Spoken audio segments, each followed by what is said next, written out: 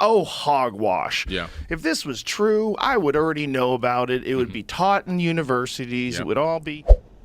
Joe Rogan Experience number 2160 with Billy Carson is honestly one of my favorite Joe Rogan episodes ever. Not because it's wild or outrageous, but because it dives into one of the most fascinating mysteries in ancient history, the idea that the Anunnaki, the gods described on ancient Sumerian tablets, may have played a role in the creation of humanity itself. It sounds insane at first, but when Joe and Billy break it down, the story becomes a lot more interesting than most people realize.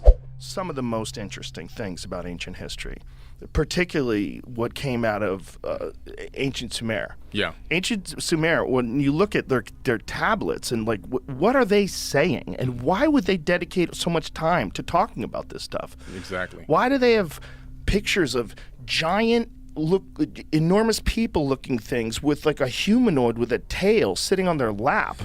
Like, what is this? Just fiction? Yeah. Like, why would they detail this? And how do they have a representation of the solar system with the correct amount of planets and relatively the correct order and size? You know, it's not exact, but it's an artistic version of the real thing. Yeah. And how the hell? Whenever you bring up ancient history outside the mainstream, people instantly dismiss it. If it were real, it would be taught in school. Joe even points out how quick people are to label anything they don't understand as mythology. But here's the thing. The Sumerians, the earliest known civilization, didn't just leave behind a few symbols. They left hundreds of thousands of clay tablets covered in detailed writing, and a surprising number of them mention one thing: the Anunnaki. Well, the conventional explanation is always going to the term mythology. They Right. throw mythology around, left and right to cover up the fact that they have no clue or idea. So they turn it into mythology so they can kind of say it's all fantasy and fairy tales, and this is how they express themselves or how they understood the universe. It's all mythology, it's all fake, but in reality, it's not all fake. These people left behind such detailed records and information. It's a time capsule of information on stone tablets for us today to be able to decipher, break down, and understand, and that's what we're here to do now. Billy Carson explains how these tablets were written in cuneiform using a stylus pressed into wet clay. It wasn't fast. It wasn't simple. It wasn't storytelling for fun.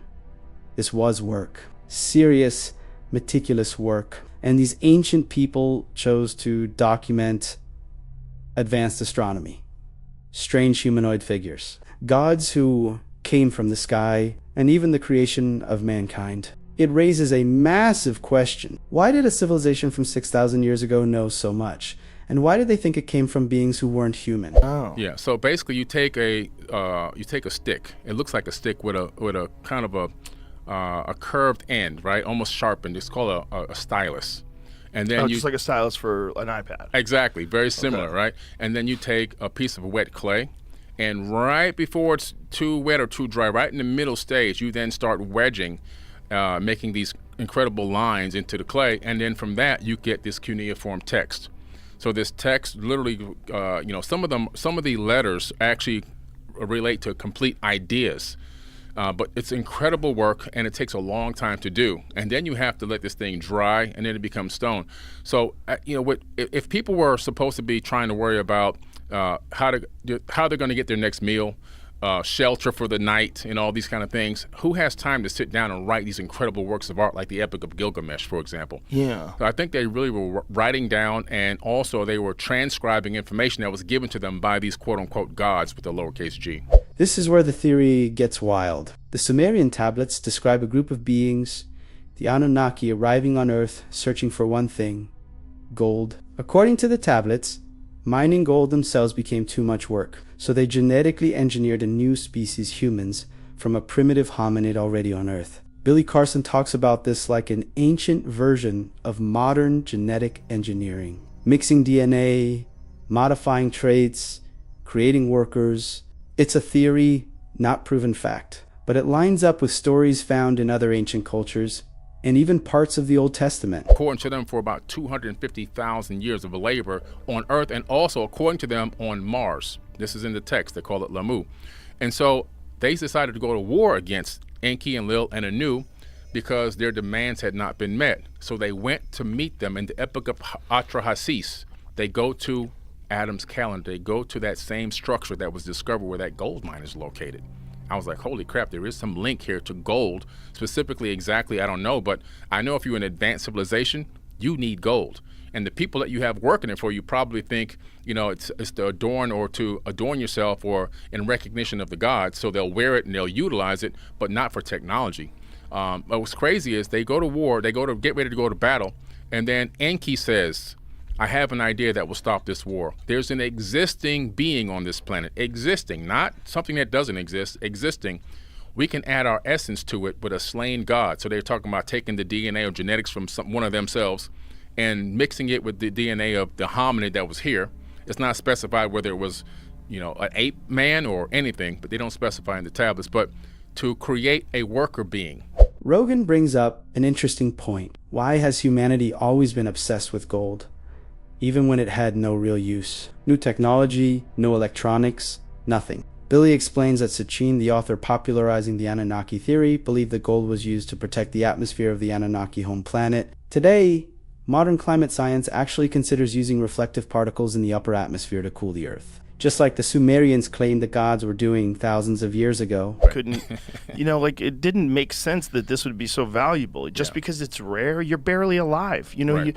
We're going, We're going back to full-on hunter and gatherer, our ancestors with spears and stone chipped, and then after that, gold emerges, and it stays. Yeah. It stays forever. Yeah. Now, when you read Zecharia Sitchin's book, he talks about this in the 1970s. His description of it was that they needed to suspend gold particles in the atmosphere because their atmosphere was being destroyed. Right. Then you move to somewhere around the 2000s when climate scientists start proposing this idea of suspending reflective particles in the atmosphere. Right. And then when you realize the unique properties of gold, how unusual it is in terms of a building material, you can coat things. The reason why things are coated in gold, silver plate or gold plated rather, you can take a tiny piece of gold and cover an enormous area with it. It's a strange metal. Yeah. Really weird. And what, the supposed story is, it's very common on Earth, very rare on Nibiru. Right. Yeah, that's the story. Another big misconception they clear up. The tablets weren't translated recently. They were translated in the 1800s, long before Sitchin ever existed. You can read the translations today online. Anyone can check them, and whether or not you believe the Anunnaki were real beings. The Sumerians definitely believed they were. George Smith, who worked as an Assyriologist and wrote many books and deciphered these Sumerian tablets in the 1800s. So we're talking about texts that have been deciphered for a few hundred years, nothing that was just deciphered recently.